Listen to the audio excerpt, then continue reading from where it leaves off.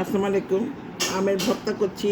এবছর আমের রাত লেগে গেছে আমাদের এই এলাকাতে, মানে বন্যা যেসব এলাকায় বন্যা হয়েছে সেখানে আমাদের এতগুলি গাছ, মনে মনে আম ধরে, আমরা নিজেরা খাই, মানুষকে দিই, কিন্তু ওগুলি এখন ধরে নেই। আজকে দুইটা কোথা থেকে পেয়েছে আমার হেল্পিং হ্যান্ড পিচ্চি, পিচ্চি নিয়ে আসছে। এখানে দিয়েছি পাটালি গুড়, এই যে দেখেন পিওর পাটালি গুড়।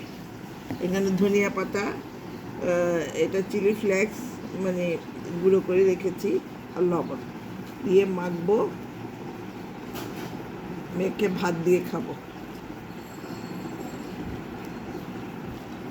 কি গ্রাম বের হয়েছে ধনিয়া পাতা আর গুড়ের, পাটালি গুড়ের অসম্ভব গ্রাম বের হয়েছে।